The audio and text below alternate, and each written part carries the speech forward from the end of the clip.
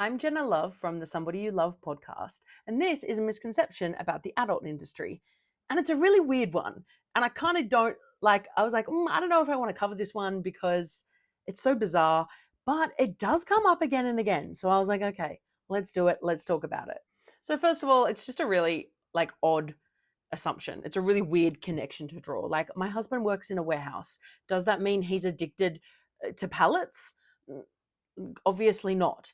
It doesn't mean out of the options that he had, it's the job that he's chosen that makes the most sense for him at this point in his life. Yeah, sure. So he doesn't hate his work. It's the but it's just his job. He's not in love with dusty warehouses.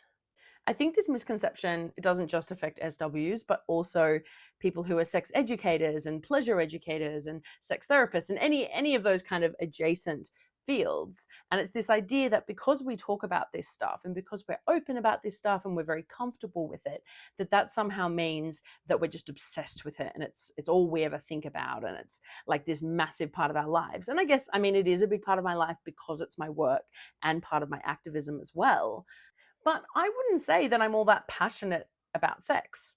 What I'm passionate about is cutting through the puritanical nonsense that pervades our society and our loved ones' brains and makes them feel these horrible things about themselves just for having thoughts that are very human and very normal. So, I want people to be happy. I want people to be comfortable with who they are and accept the person that they are. I want people to have nice experiences with other people and experience intimacy and safe spaces.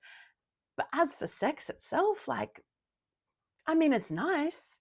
I enjoy it, don't get me wrong, but I can kind of easily go without it. Like, it's one of those things where if I don't do it for a long time, I kind of forget it's a thing. And then I'll do it and be like, oh, wow, this is really nice. I should do this more often. But, I'm a real, I'm a creative person. I'm very project driven. I do a lot in my life. And it's very easy for me to just, you know, push it aside and not worry about it. So I'm certainly not addicted.